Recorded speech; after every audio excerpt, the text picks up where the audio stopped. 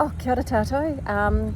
It's Alaina and Kirstin here. We decided to do a little bit of a video about a bit of a hot topic at the moment. We're on the river of the Whanganui River, as you can see. Beautiful day here. And it's the tram. The topic today is really going to be all around the treaty settlement. We've got no set agenda. We just thought we'd have a conversation, and wherever it takes us, it takes us. So, no mai haere mai. Mauri ora e te whānau. Where do you want to start? Well, I think the thing that really prompted me this morning was seeing a post from a young lady who's experiencing her own challenges through the settlement in their own rohi, but she touched on a number of elements that have resonated for our experience down here in Whanganui. And one of the things that she spoke to that really touched me particularly was that she spoke about why would anyone agree to a settlement that provides only 2% return on the grievances in the redress package. And I guess that's where I've ended up, is why are we even agreeing to these settlements when they are such terrible deals for us, when they provide literally no actual benefits for our uri on the ground, but they create instead this pseudo world of te ao Māori that is basically just a corporation, which is kind of motivated, coming to realise that that's what's happening to our world. About 6 or 7 years ago, I started to try and engage with the negotiators in our space that we're negotiating on our behalf, and on that journey have met some of my cousins from the other rohi who resonated with some of my kōrero. So what's the biggest thing within the settlement process that sits on your heart for today, given where we are right today with the recent settlement being signed in Parliament just yesterday or the day before, with the things that are going on up north with those settlements, with the settlements that have already happened? What's heavy on your heart? It's a funny thing, I watched the news the other night, and there's kōrero about what a long journey this has been, and it kind of almost said it was like a celebration, and a big part of me couldn't feel like, what are we celebrating here? And your family have been a part of the claims process in Whanganui right from the beginning, haven't they, Lena? Yeah, I mean, it involved, most definitely involved the Ngāti Pamoana school, which was part of one of the Y claims. But that's specific, I can come back to that, but part of me was watching this and I was thinking, when my grandmother and my grandparents were talking about these issues, they talked about having to put their hand in their pocket for petrol to get to that hui. Yeah. And those would have been the mandate huis that they originally... and not even mandate, it was about, this is what's happened. How do we deal with that? What does fixing that look like to them? Yeah. And I just couldn't help but think, I don't think fixing it in their mind back then is what we have today. I totally agree. And I just was thinking, I don't want to boo-hoo, I don't want to say, what other people should be happy about or what a great deal looks like for them, and kill their aspirations about what they're going to do with this bit of land or money or whatever that they've had returned. But I can honestly, hand on heart, say I do not believe that's what success look like for my tupuna. And when they talk about this long, hard journey, I think back to like the generation before mine, and then my generation, and then my children. And I think, well, how hard has it been for you guys? Because there are a lot of law firms that have made significant money and wealth. There are PSGEs and trustees, etc., that this has been a stepping stone to great this wealth. Consulting firm and to me, so I'm thinking, well, I've seen you do particularly well with this.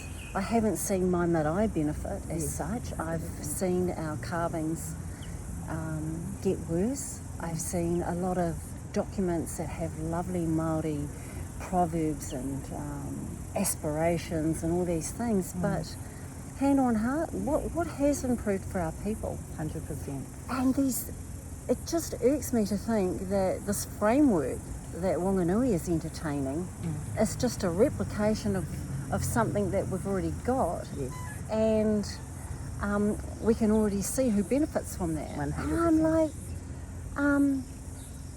you're listening to the people who are going to benefit from this, give you all this advice, knowing that they are going to be the big winners in this deal.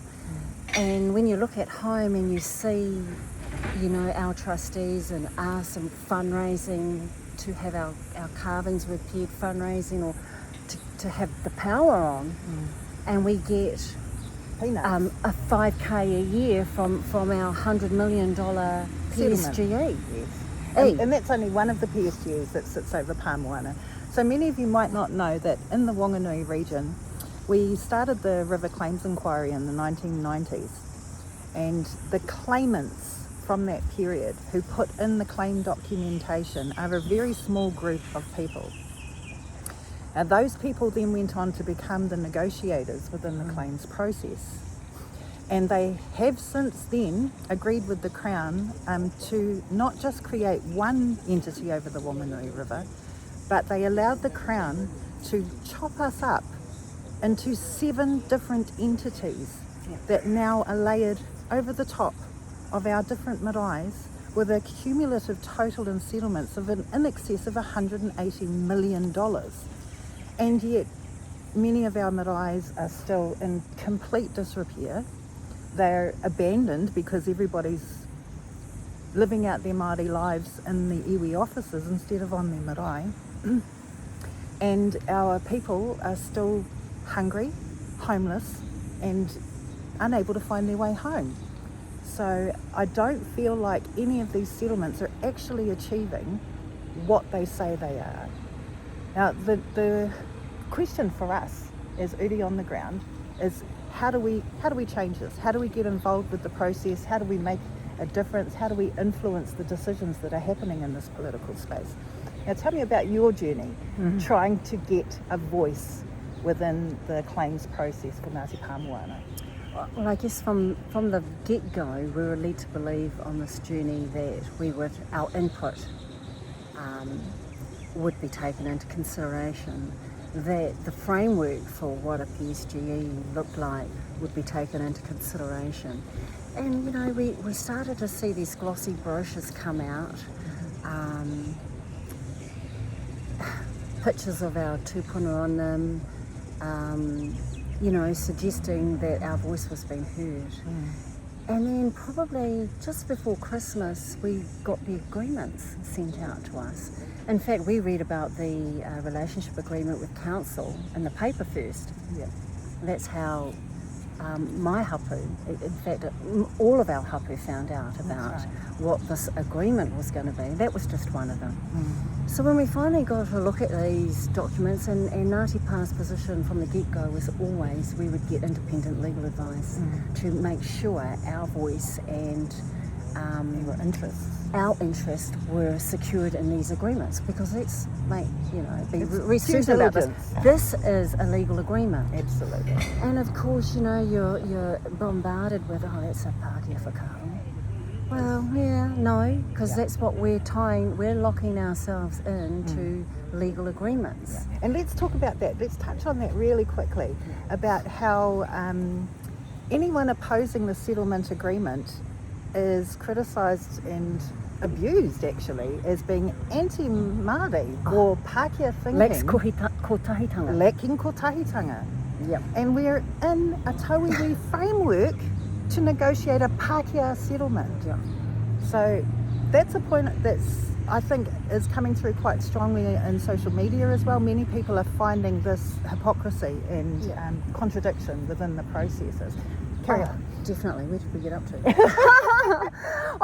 We said we'd get legal advice, just to make sure, you know, for example, our suggestion for Ngāti Pā was that we were too late to change the framework. Apparently we must have missed the wānanga because we certainly didn't get an invite.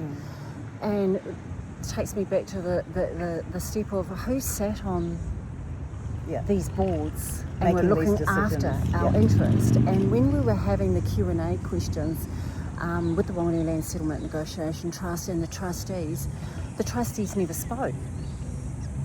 So we could never say, well, who was looking after Ngāti Pā's interest, and when we've contributed it in writing, in the details, with specifics that we wanted to see in these deals, they were dismissed. Or ignored altogether. Oh, no, we were the troublemaking hapu, and that it was only my hapu that had issues. Oh, please. So, you get past that, and then you just realise, actually, I was never going to be able to contribute, and look after the best interests of my hapu, because there's a select group. I looked to hear what the so-called iwi leaders, I looked to see what their position was. And then I soon realised, look, you're all knee-deep in it, you know? And that's the thing that came up for me. Like, I understood, I was moving, when I started obstructing and asking questions, and I was hit with the idea that I don't represent anybody, so I don't have a voice and can't speak. Whereas you are the chairperson for your Marae Trust, and you have the endorsement of your entire hapu, and they still ignored you too. Oh, look, and then they want to know what numbers I've got. The typical colonised thing of taking you down, or discrediting you. You. And let's not even start with the smear and slander campaigns that we've both dealt with in the past, and are still dealing with, actually. And that you can't be seen with this person because she's in the crazy category or whatever. Like, park that up, people. Look at the agreements, see if you can see your hapu and your marae in there. Look at what's happened in the last 15, 20 years with the other settlement. How has it changed your marae? That brings us back to the legal advice that you tried to search, because we're being asked as uri of our marae to understand extremely high level 160 legal pages. documents. 160 pages of legalese. And we're given how many weeks? 6 weeks, 8 weeks to digest all of this information, and we don't even get a chance to comment on it. We're just either told we have to say yes or say no to whatever it is that and they've you agreed. can sort out the detail later. Love that. Because you'll put the people that you want on these boards. And I said, well, how does that work for us? We've got these people on our boards. Are they the best people for the job? Probably not. I hate that entire framework. Totally agree. That my hapu is solely reliant on this popularity thing of who gets on at the table. 100%. With these people that are getting paid big money to make these decisions on our behalf. Half of them aren't, we never see them at the marae. They wouldn't even know where the lights were, Where the tea towel is. And when they do, it's like they get caught up in this money cycle, this ego-driven. To me, it's like a stepping stone to get where they want to get, whether it's, I don't know, Parliament, wherever. Let's just use that for an example. Seems to be a goal for a lot of people. And that kind of leads us into, where are these settlements actually taking us as a culture, as a people? Certainly not back to our marae. We've been in these settlements. Some of our tribes have been settled for 2 decades, and our marae are abandoned. They're completely empty. The only time anything happens at some of our marae is when there's an election. Now, that is the most heartbreaking thing. One of the things that have brought Alaina and I together is the fact that both of us grew up on our marae. Both of us are descendants of Rangatira of our tribes. Both of us live at our marae now. And I guess when you've had those lived experiences, when you've been that close to our real culture, seeing what's happening to our world right now, it breaks our heart, and then it makes us really fucking angry. So we're going to keep having these chats, and we're going to keep pulling people into these conversations, and we hope that you'll keep joining us as we invite other members of our community other members of the negotiating team if they're willing to engage with us, and maybe some of the members of the existing PSGEs. And they might be able to rephrase things for us. There may be something in this kōrero that we're not understanding after the 7 to 15 years that we've been across the kaupapa. And there is something I want people to look at when you're watching the news, you're reading articles. Do a tally up of how many of those people are actually in it, like they're getting money from it, you know, because I can assure you we're not. This is the sad thing is, we'll just wait for the tram to go past. In the little video that came from Parliament the other day, there were about 150 people in that little gathering at Parliament, representing approximately 8,000 uri across that particular rohi. And the idea that that little group of people were carrying the aspirations of the entire tribe is hard for me to believe. It's very hard for me to believe that 8,000 people were endorsing those 150 people to not just make that decision for them, but to carry that decision to Parliament. It's been my experience that it's 150 people who are employed by the iwi organisations, on contract to the iwi organisations, in line for a PSGE role, or in some way benefiting from the process themselves, or they've been deceived into believing that they're going to benefit in the future.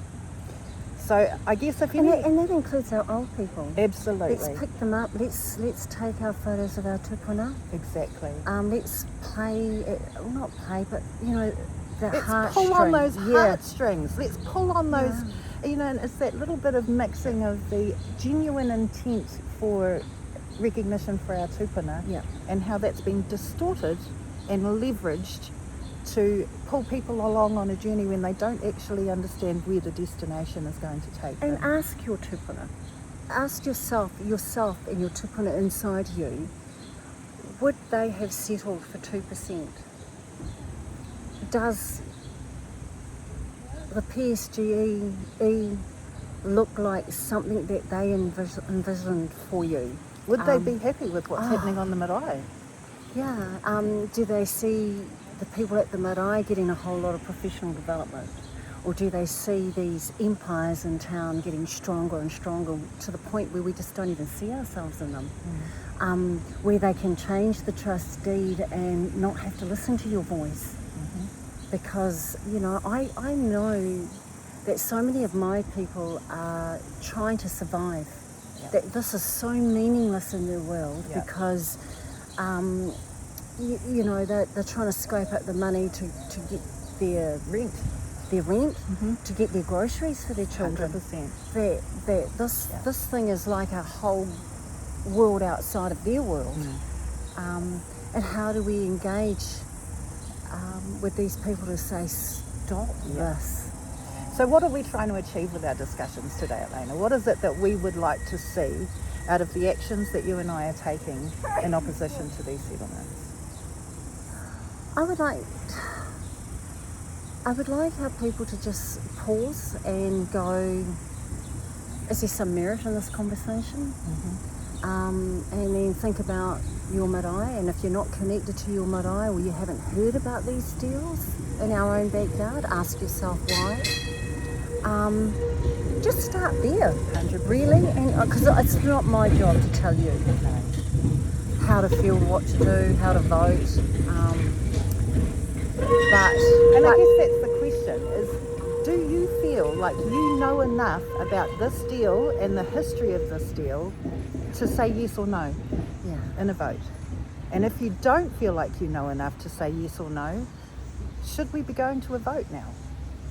And outside of the marketing propaganda with politicians and you know, so-called iwi leaders and all of that influence, because you know better. Actually, you know what's happening in your own family. You know, for a lot of us, what's happening in our own marae. Park the personalities up and then just say, actually, is this a good deal? And I know that's going to be difficult for a lot of us, because a lot of us feel family loyalties and whanaungatanga to some of the people in these entities and some of the people in these groups.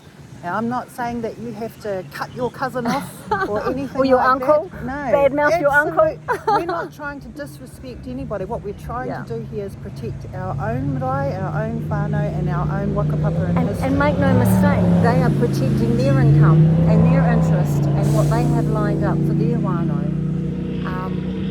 And that's a fact.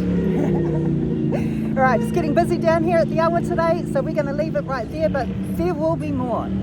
Contact us if you want to engage, want to be on the panel, or if you have some questions and even some answers for us. Yeah, or we invite you to give our next topic. 100%. This topic is huge, but subheading maybe. Yeah, we're going to chip away at it over the next few weeks. Stay with us, guys.